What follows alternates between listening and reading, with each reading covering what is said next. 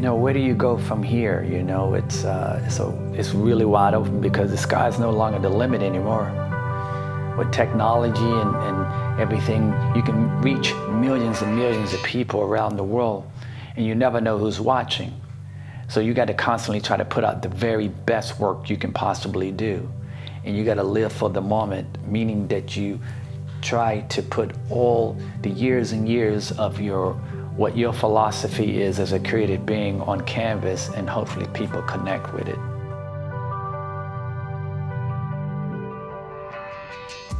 You know, I was a fashion designer for 14, 15 years, and it taught me many different things that relates to what I'm doing now. And one of the things that it taught me was the philosophy of color when you're creating a collection.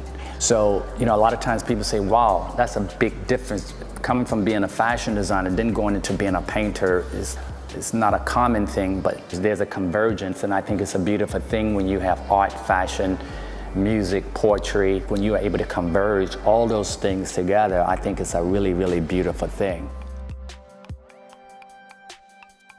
A lot of times what I see in my mind doesn't necessarily comes out on the canvas that way.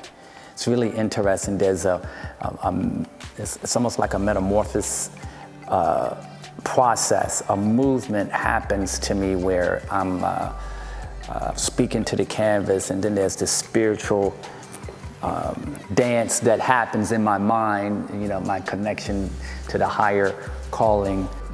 When I'm flowing, and the music is flowing, and the energy is flowing, what happens is certain colors come to me, and as I see it materialize on the canvas, I pull from my philosophy of colors that I think will sing and dance together.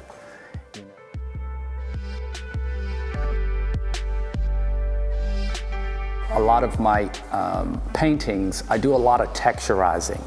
And the reason why I do that is because I wanted to bring some of the influence of when I was a fashion designer incorporated into my artwork. So you have the abstract movement, and okay, it's interesting color palette, interesting flow.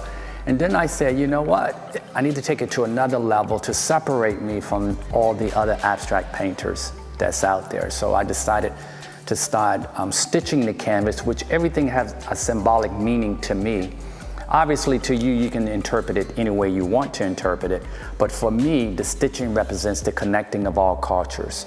I think we have to grow together, stick together, and we have to all live here on this earth, so we have to get along, and we learn from each other, and, you know, and share different moments and experiences. I think that's a very important element to my work.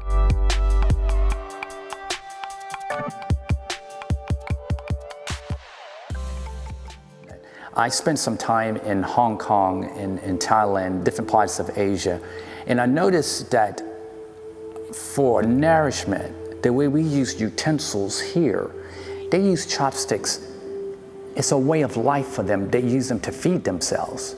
So I would go into these restaurants, and I heard this incredible rhythm. It was like,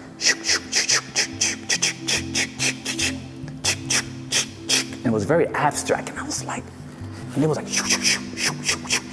they eat very fast. And they had the bowl, and you hear the stick scraping against the bowl, and you hear all these people doing this at the same time, and they move the chopsticks with a melody. And I was like, wow, that is fascinating.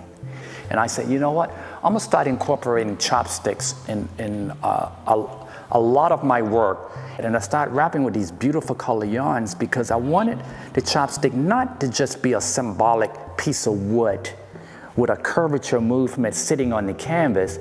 I wanted it to connect with the abstract of colors. And I said, well, what can I do to do that? I started using Japanese yarns. So I used the Japanese yarns, and I hand wrapped the chopsticks to put and attach it onto the canvas to give the feeling of a connection between the chopstick and the colors on the canvas.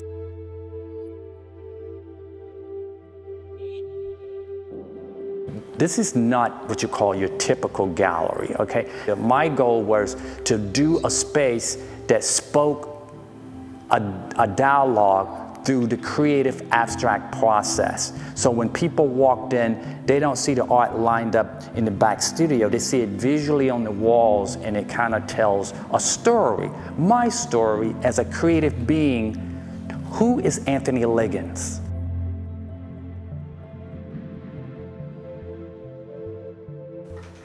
And I think this piece is done, my friend.